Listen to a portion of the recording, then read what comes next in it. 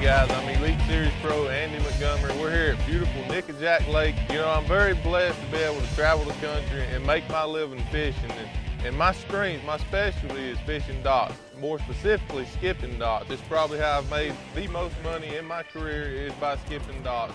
And the most critical part of skipping docks is obviously your rods and reels. Today we're gonna go out on Nickajack Lake. I'm gonna take you through my different setups on different baits, different rod and reel combos, on how I approach docks and how I skip docks, and hopefully help you catch more fish the next time you go fishing docks. You know, we're approaching this dock and it's kind of high, so you could actually just flip this dock and wouldn't have to skip it. But as you see, there's a lot of cover around it, a lot of Christmas trees, and anytime you got cover around a dock, it's a really good place to fish.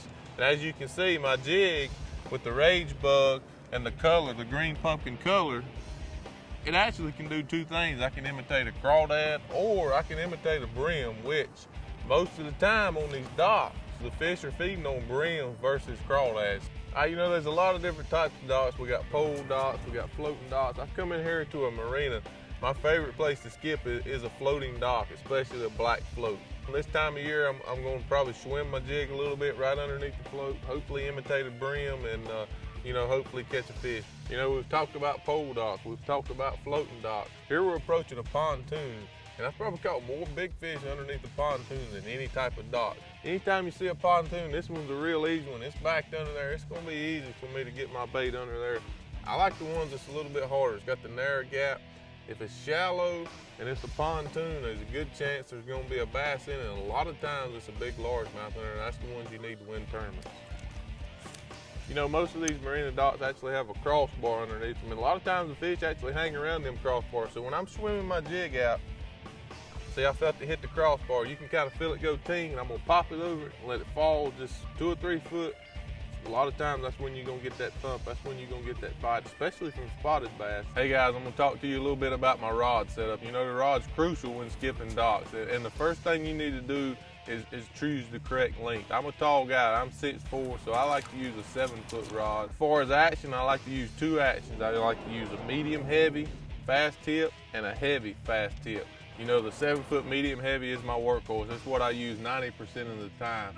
And the reason the Zillion is my favorite rod is because of the fast tip, and it has a lot of backbone. So when I bend this rod, the flex is only in the last 20% of the rod. I call it 80-20%, 80-20. So 80% of this rod is really got a lot of backbone, where the last 20, that's where your tip is, that's where your flex is, and that's gonna allow you to be more accurate, and that's gonna allow you to get a lot more distance out of your skip. And the backbone is gonna allow me to get that fish. Once he bites it, it's gonna allow me to get him out from under that dock. So, you know, it's a combination of a great rod to actually get the bait under where the fish live, and actually to get him out. My reel of choice for skipping docks is the Daiwa Tatula reel. You know, for a good skipping reel, one thing you need is you need 2 different braking systems. You know, traditionally all we had on reels was the braking system on the right. Now we have the magnetic brakes on the left also. But most importantly, the best thing about the Tatula reel is no question the T-wing system. You know, traditionally we always had the line coming off the big spool into a little hole, which creates a lot of friction. And of course you're gonna have line slack, which is gonna make you a little bit less accurate. And you're also not gonna get the distance on your skip or your cast. So when the T-wing system came out, it really blew me away at how much further I could skip. You know, I could get a little more distance, I can get under there to a little bit less pressured fish, and you know, get a few more bites. So the T-wing system, basically when you push the button, it drops down, so you don't have the friction. And then when you engage the reel, it works just like all our reels have ever worked. You know, the braking systems on both sides is important, the drag is very important, but the T-wing system is what separates the Tatula from any other reel on the market. Hey guys, I'm gonna show you how I set up my braking system on my Tatula for skipping. First off, I start on the right side of the reel to the spool tension over here next to the drag. I want it to fall pretty free, so when it hits the water, there's just a little bit of overrun. Once I get that set, I forget about this side. Now we're done with the right side, we're gonna move to the Mag Force Z. It has 20 settings, so you can really dial it in, depending on how big a bait you're throwing. If you're throwing a heavy bait, obviously you need it a little bit tighter. If you're throwing a little bit lighter bait, then you can back off. But also when you're beginning, when you're trying to learn to skip, you need to turn this all the way to 20. That's how I learned. I turned it all the way up.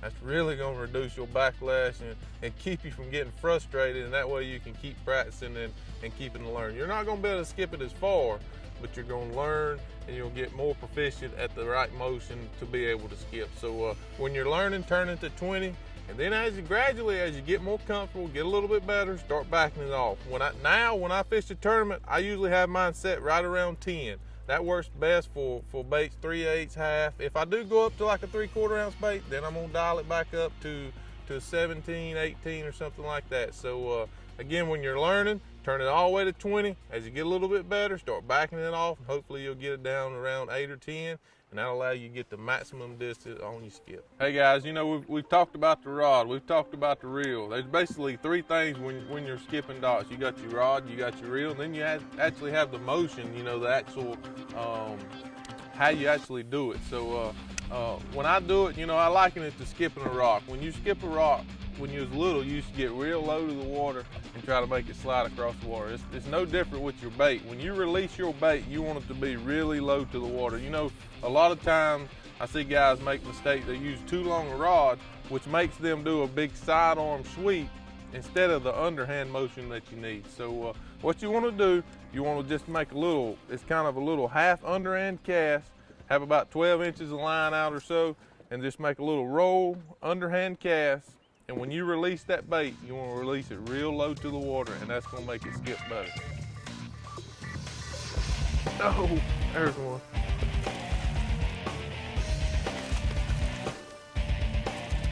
Not a big guy, but he's fun. And that goes back to, I've come around that dock and I've skipped under it and I've skipped under it, and I throw it on the pole. You know, earlier we talked about poles and how they may be under the floats, they may be, you know, they may be under the pontoon. That fish was actually on the pole, and I didn't even have to skip it. I just pitched it right beside the pole, and he bit it. So now, if I'm able to get a couple more bites on the poles, then I'll have something I can run with, and I can quit wasting time actually skipping the bait under there, and then I can just pitch around the poles and maybe catch a few more fish. Remember, always remember, one's luck, two's a pattern. Let's see if we can establish a pattern. Again, cable docks, you know, we've talked about a multitude of ways that skipping can be an advantage. Here, cable docks are another one. I can go underneath that cable instead of having to go over it, and that way if I do get a bite, my landing percentage is going to be much higher. Oh, he got me on the pole.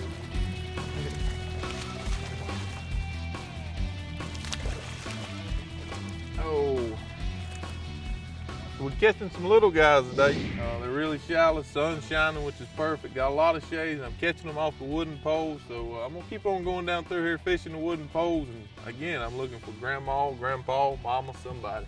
You know, when I'm fishing docks, there's a lot of different ways you can approach it. You can fish them with a spinner bait, you know, a lot of different things. But skipping, I have three main baits. I have a jig, I have a bladed swim jig, and I have a swim bait. That's my three baits. You know, and when and where I use them, it's really just trial and error. If the water's clear, obviously you can't use a swim bait unless the water is really clear. So clear water situations, I like a swim bait.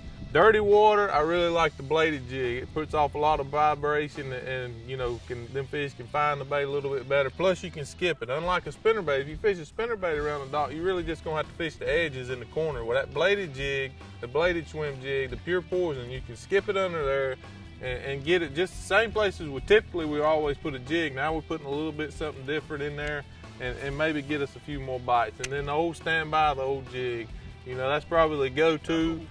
It don't matter if the water's clear, dirty, you can always catch them on a jig skipping in under the dock. Hey guys, we're wrapping up at Nick and Jack. We spent a couple hours on the water. We went through a lot of different stuff. We went through rod and reel setup, how I set up my Tatula reel, what rod, how to select the rod.